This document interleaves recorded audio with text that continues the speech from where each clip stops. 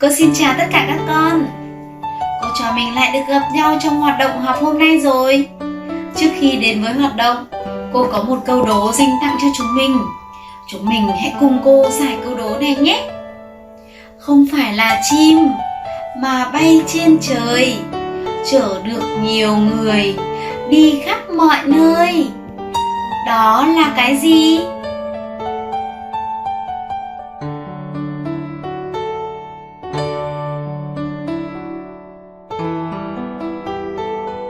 À, cô thấy có bạn trả lời đúng rồi đấy.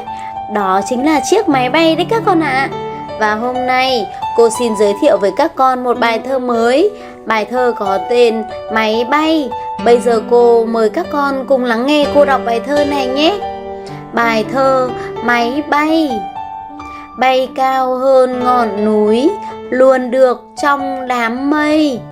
Vút qua rồi tiếng động, còn rung chuyển cỏ cây.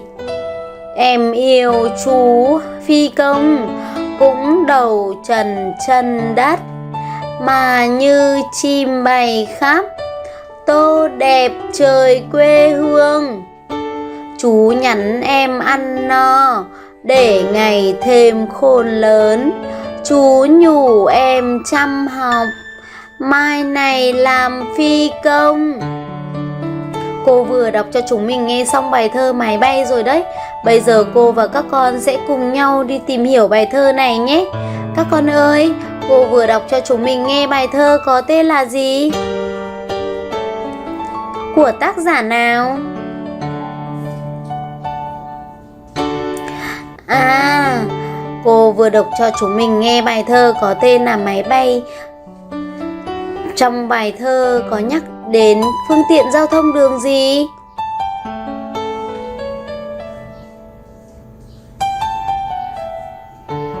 Chính xác.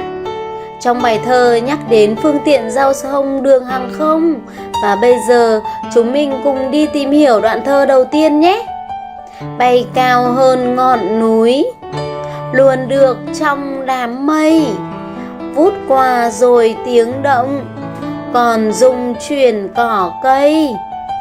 Các con ơi, trong bài thơ thì máy bay cao hơn cả cái gì nhỉ?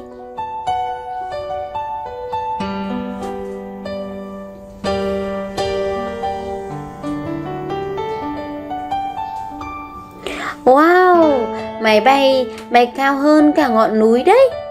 Các con ơi, máy bay còn luôn được trong đâu?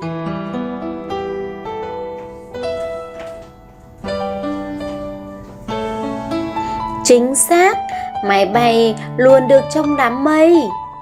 Và máy bay còn rung chuyển được cả cái gì nhỉ?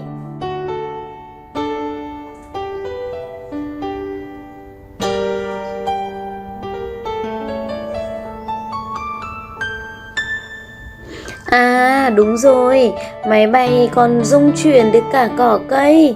Bây giờ các con hãy lắng nghe cô đọc tiếp khổ thơ thứ 2 và trả lời câu hỏi của cô nhé. Em yêu chú phi công, cũng đầu trần chân đất, mà như chim bay khắp, tô đẹp trời quê hương. Các con ơi, đoạn thơ cô vừa đọc chú phi công được miêu tả như thế nào?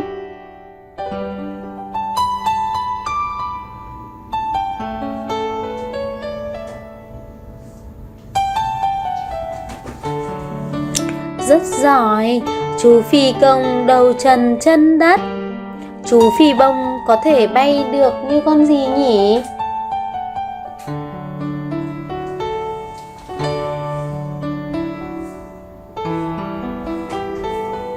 À, chú được ví như con chim bay khắp nơi đấy các con ạ. Cô có khổ thơ cuối cùng dành cho các con. Chú nhắn em ăn no, để ngày thêm khôn lớn. Chú nhủ em chăm học, mai này làm phi công. Các con ơi, chú phi công nhắn em ăn như thế nào?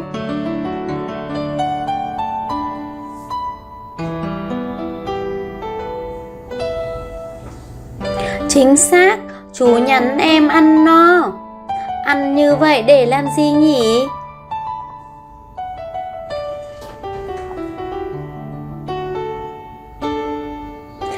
À, ăn như vậy để ngày thêm khôn lớn.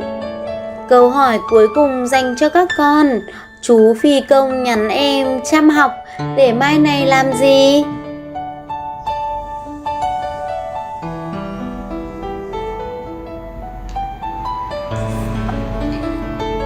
Thật tuyệt vời, chú nhắn em chăm học để mai này làm phi công. Vậy là cô và các con vừa cùng nhau đi tìm hiểu bài thơ Máy bay. Bây giờ các con sẽ đọc bài thơ này với cô nhé. Bài thơ Máy bay. Bay cao hơn ngọn núi,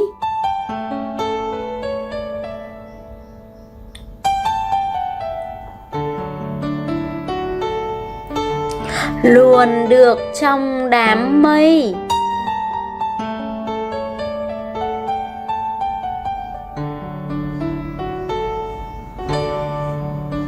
Vút qua rồi tiếng động.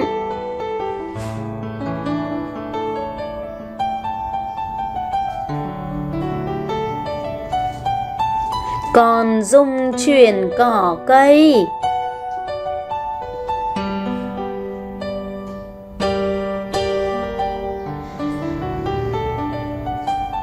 Rất tốt. Em yêu chú phi công.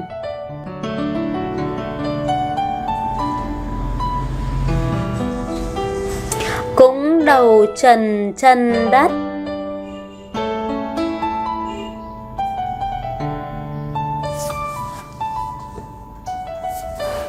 Mà như chim bay khắp.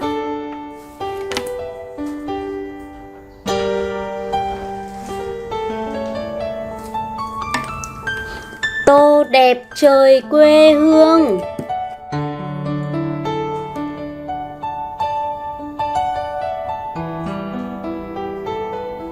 Các con đọc thơ hay quá.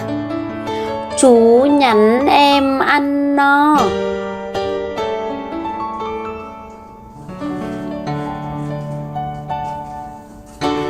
Để ngày thêm khôn lớn.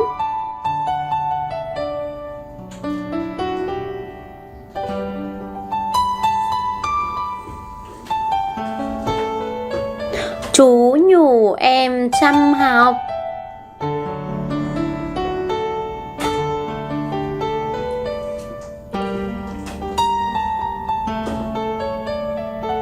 Mai này làm phi công.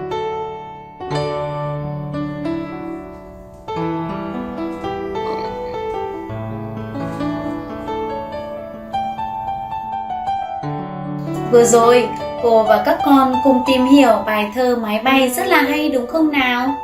Các con ạ, máy bay là phương tiện giao thông đường hàng không. Và các con khi ngồi trên máy bay nhớ là tuân thủ theo hướng dẫn của các cô chú trên máy bay nhé, để đảm bảo an toàn cho bản thân và cho mọi người đấy.